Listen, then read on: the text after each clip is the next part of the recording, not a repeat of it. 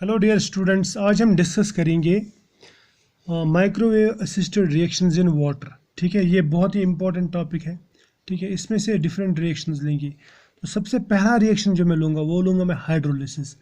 अब हाइड्रोलिसिस का मतलब क्या है? Hydro means water, water water means हाँ, वाटर तो आपको मालूम है। हाइड्रो मीन्स वाटर और लिसिस मीन्स, लिसिस का मतलब रहता है ब्रेक डाउन या ब्रेक अपार्ट भी बोलते हैं इसको। ठीक है, यानी वाटर का टूटना, या मैं बोलूँगा वाटर का किसी मॉलिक्यूल के साथ में डायरेक्ट रिएक्ट होना, उसको बोलते हैं हम हाइड्रोलिसिस। आप याद रखना कि वाटर जब रिएक्ट होता है किसी के साथ उसको बोलते हैं हम हाइड्रोलिसिस।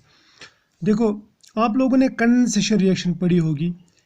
कंडेंसेशन रिएक्शन में जैसे मैं आपको यहाँ बताऊँ, सपोज ये रिएक्शन एक है RC डबल बॉन्ड OOH, ठीक, प्लस लिखूँगा मैं यहाँ पे NHH, ठीक है, यहाँ पे सपोज और, ठीक। ये है एक रिएक्शन। इसमें क्या होता है, इसमें कंडेंसेशन रिएक्शन होती है। कंडेंसेशन का मतलब क्या होता है? अगर आप इसको हीट करेंगे ना, यहाँ से वाटर निकल जाता है और ये बन जाता है ऐसे C डबल बॉन्ड O, यहाँ पे NH, ठीक। और ऐसी रिएक्शन आपने पढ़ी होंगी जैसे प्रोटीन सिंथेसिस वगैरह में होती है। ठीक है, तो these are called condensation reaction. Condensation reaction में वाटर मॉलिक्यूल निकलता है बाहर, छोटा एक मॉलिक्यूल निकलता है। लेकिन हाइड्रोलिसिस जो है ये बिल्कुल इसके अपोजिट है। हाइड्रोलिसिस में ऐड होता है, ये वाटर ऐड होता है और रिएक्शन इधर चली जाती है। So we can say hydrolysis is reverse of condensation reaction. समझ में आ रहा?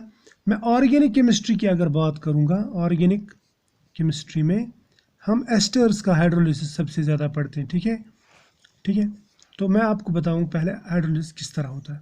मान लीजिए ये है A और B, ये एक कंपाउंड है, ऑर्गेनिक कंपाउंड है या कोई इनऑर्गेनिक कंपाउंड।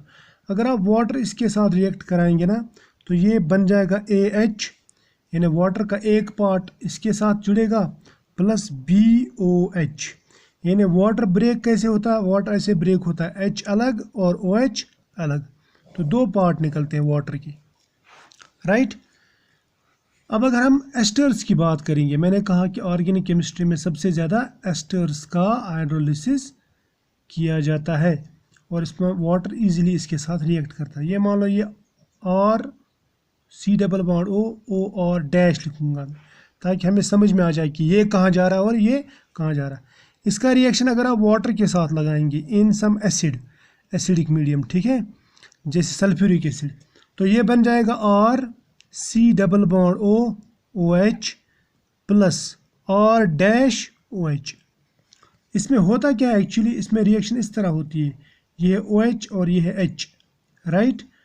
ये इतना पोर्शन इसके साथ चला जाता है, ROH बन गया R डैश OH और ये बन गया RCOOH, क्लियर।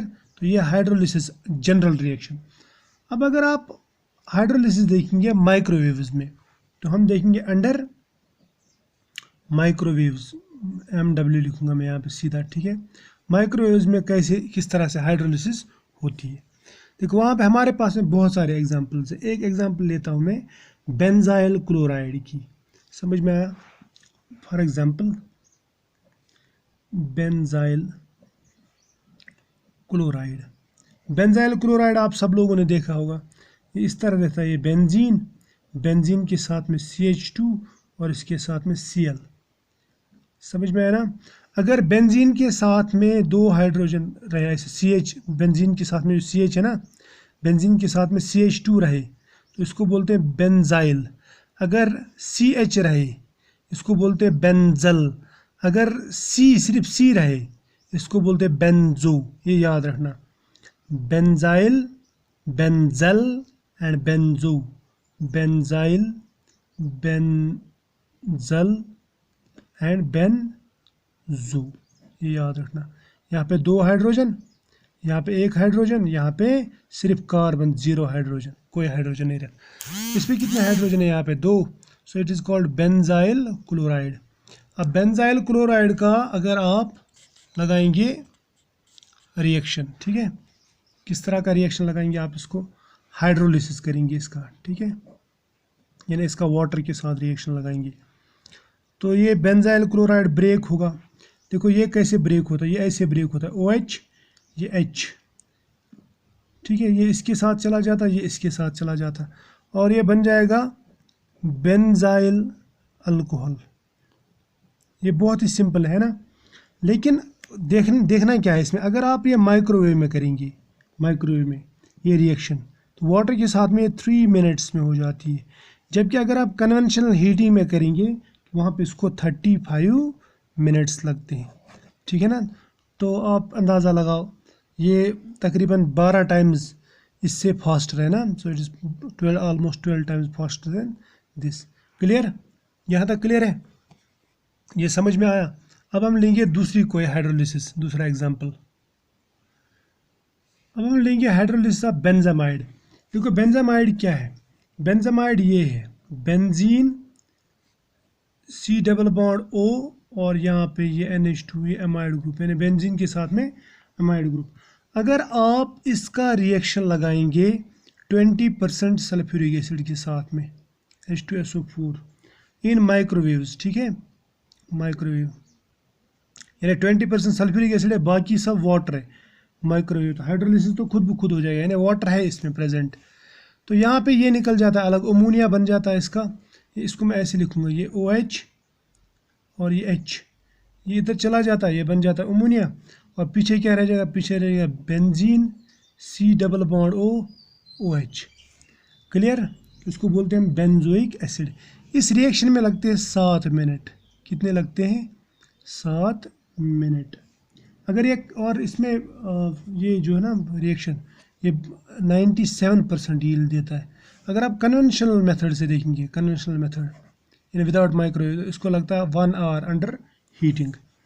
ठीक, अब हम देखेंगे दूसरा एक रिएक्शन, एन फिनाइल बेंजामाइड लेंगे, ठीक है, यानी इसी के जैसा। और एक हम लेंगे, यहाँ पे ये है बेंजीन, यहाँ पे C डबल बॉन्ड O, यहाँ पे N, यहाँ पे H, यहाँ पे H की जगह लगाएंगे हम बेंजीन, इसको बोलते हैं हम फिनाइल ग्रुप। ये जो ग्रुप है इसको बोलूँगा एन फिनाइल बेंजामाइड।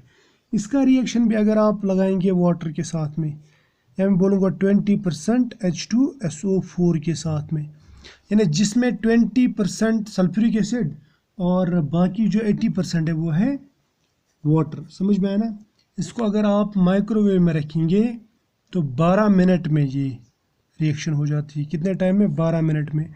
और हमें मिलता है एक तरफ से ये बेंजोइक एसिड, लेकिन इसका यील्ड थोड़ा कम आता है, प्लस मिलता है एनिलीन, यानी ये NH2। इसका जो यील्ड है वो मिलता है हमें 74%, जबकि यहाँ पे कितना मिला था, 97% यील्ड। तो थोड़ा सा फ़र्क पड़ता है ये यील्ड में। समझ में आया। अगर आप ये यूजुअल कंडीशन में करेंगे ना ये रिएक्शन, तो यूजुअल कंडीशन में ये 18 to 20 आवर्स में होती है। कहाँ पे, कन्वेंशनल मेथड से। समझ में आया। अब हम लेंगे और एक एग्जांपल, हम लेंगे मिथाइल बेंजोएट। तो ये है बेंजीन, तो ये बन गया बेंजो, यहाँ पे बन गया बेंजो 8, ठीक, मिथाइल बेंजोएट, या CH3 भी लिख सकते हैं आप यहाँ पे। देखो अगर आप इसका रिएक्शन सोडियम हाइड्रोक्साइड, मगर एक्वस सोडियम हाइड्रोक्साइड के साथ में कराएंगे, एक्वस NaOH के साथ कराएंगे, तो माइक्रोवेव में ये 2.5 मिनट्स में हो जाती है रिएक्शन।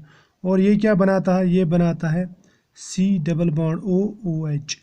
लेकिन ये डायरेक्ट नहीं बनाता, मैं बताऊंगा कैसे।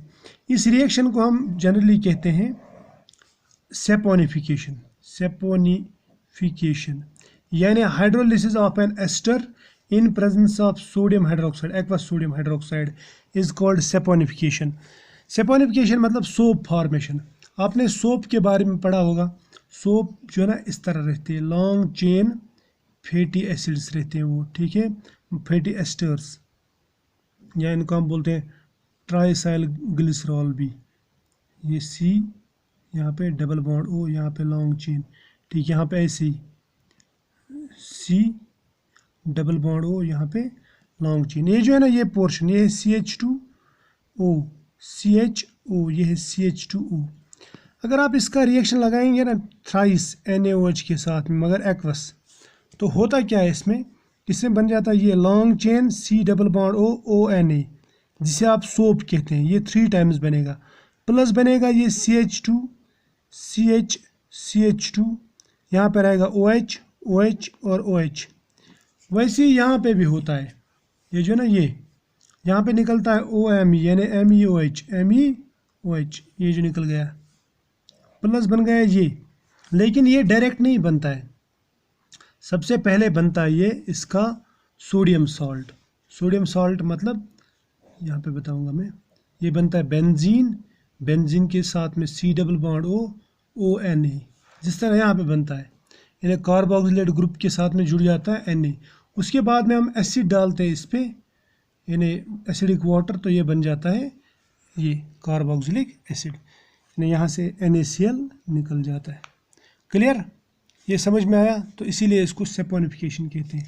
सो these are some examples of hydrolysis reaction, ये बहुत इंपॉर्टेंट है। सेपोनिफिकेशन आपके एग्ज़ाम में भी पूछा जाता है, और वो भी अंडर माइक्रोवेव्स। ठीक।